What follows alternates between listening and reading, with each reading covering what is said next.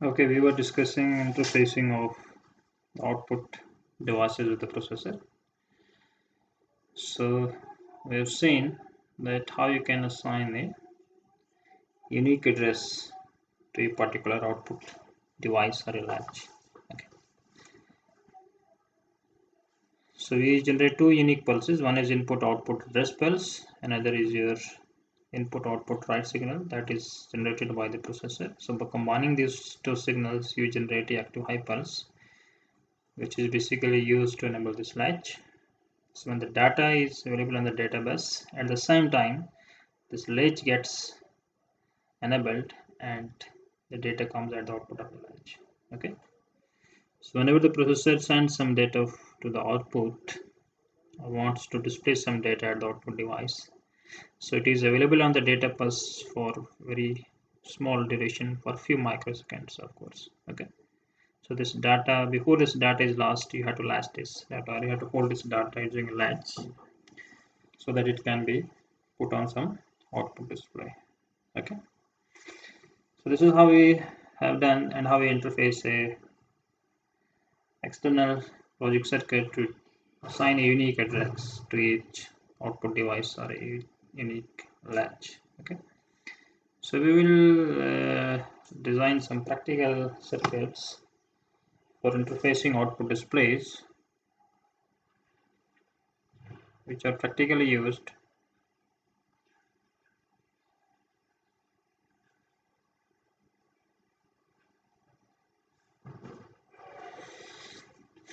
one is that how you interface LEDs that we just discussed. So how it is practically done. So suppose you have a circuit. Now say you can assign any address to a latch that you know. Okay. So let us suppose I have a hardware circuit like this. If I use a NAND gate. So this NAND gate, if all the inputs of this NAND gate they are directly connected to this address pins A0 to A7. So this should give a low pulse for combination of inputs when the input all are at 1. So if all these bits are at 1, then only this NAND gate will generate 0. It means address now we have designed. Okay, so address for this circuit will be of course FFH. Okay, the output latch which we are connecting now using this interfacing circuit, so this address is fixed to FFH. Okay, so you need one NAND gate here, so you can use it as 74LS30. So it is provided by your Texas Instruments, so you must be aware about these logic gates. You have studied in digital electronics. Okay, so this is one IC that you need, 74LS30. Then you have one more signal coming from this processor, which is input output write signal. So these two signals they are combined using a OR gate that you know, so which we have connected as negative AND gate. So this is another IC that is required. Okay, and this IC is 74LS02 positive logic OR gate. Okay, so by combining these two gates, this will generate a pulse IO, input output select pulse, which is basically active high pulse. So the input to both these is logic 0, but the output of this is logic 1. Okay, now we have said that okay, this is now used, this pulse is used to enable a latch. Okay, it means you need two logic gates, one is NAND gate, one is OR gate, and you can assign a device address by using any combination of these bits. If you directly connect these bits to the input of NAND gate, the device address is now fixed to FFH. If you can use some inverters in between, you can change the address from 00 to FFH anywhere. Okay. So when this unique address is placed on this address bus, and when the processor asserts this input-output RAD signal, so this gate or an NOR gate will generate the active high pulse. Now this active high pulse will be used to select this latch. For the latch, you use this latch many times. In the demultiplexing also we use the latch. So for latch again we have another integrated circuit that is provided by this Textiles Instruments, which is basically a chip, and this chip is 74LS373. Okay, this IC is 74LS373. So you can search for these chips, okay, on the Google, and you can get the data sheets. You'll see what is the pin diagram for this. Okay, so it is a 20-pin integrated circuits in which you have, of course, 8 pins for input, that is D0 to D7, which will be connected to your data bus, and then you have 8 pins for output from each flip-flop, because there are 8 flip-flops inside this. Okay, inside this, what is basically inside the latch, we have 8 flip-flops. Okay, so D as input, so we can say it is 1D, and then you have two outputs, Q and Q bar. In this case, for this latch, the Q bar is connected to a tri-state inverter or tri-state inverter, which is basically activated by a output control signal, which is active low signal, OC, output control.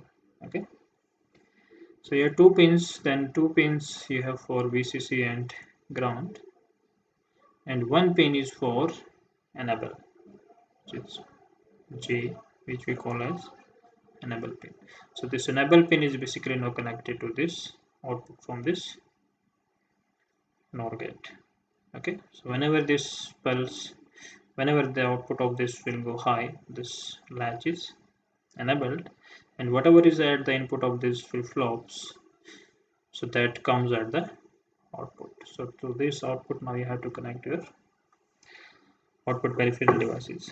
Okay, so this is 1D, means D flip-flop for the first input, then we have 1 Q will be here, that is the output for the first flip-flop. Similarly, we have another flip-flop, D flip-flop, then 2Q, 2D, 2Q, 3D, 3Q. So 8 pins for input, 8 pins for output, 16 pins, 1 pin for VCC, 1 pin for ground. You get 18 pins, 1 for output control to activate this output buffer, and 1 for enable pin. So it is a 20-pin integrated circuit. Okay, so you can see from this, if I see it, this is basically this IC7437 IC. So this is the pin diagram of this latch. Okay, it is basically the data sheet of this. So here output control pin at pin number 1, then ground at pin number 10, VCC at pin number 20. This pin number 11 is your enable pin, and rest of the pin for input and output. So 1D, 1Q, 1D. So pin number 3 is the input to the first flip-flop. Pin number 2 is the output from the first flip-flop. So you have only the Q outputs available at the outputs, not Q bar is not available. So 1D, 1Q, 2D, 2Q, and so on. Okay. So if you see from the pin diagram, this pin number VCC, it is pin number 20, or pin number 10, it is ground. This is plus 5 volt. Output control is your pin number 1. So enable is pin number 11, and then rest are your input output pins. So you have 2 3, pin number 2, pin number 3, and similarly pin number 4, pin number 5, pin number 6, pin number 7, 8, 9, and 7. Okay, so these are 1Q, 2Q, this is 2Q, this is 3Q, and so on.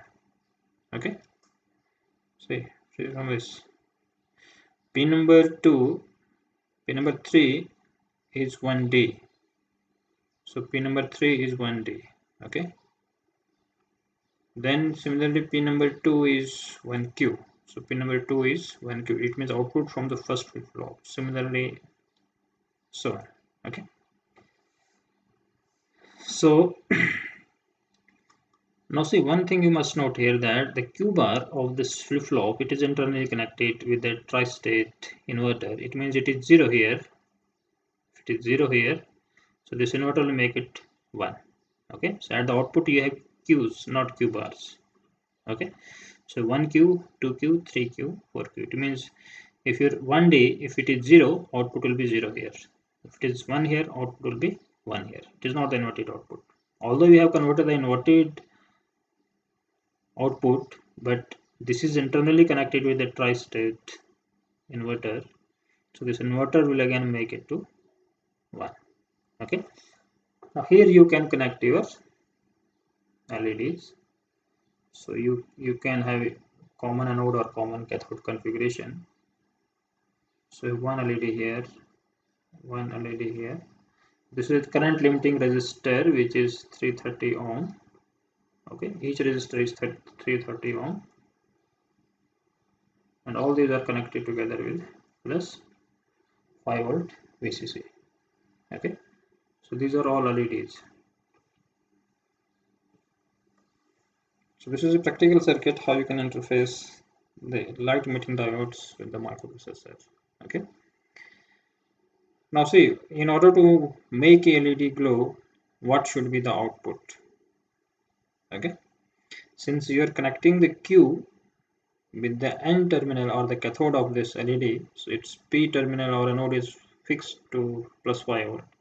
So in order to make any LED blink or glow, the output must be set to logic 0.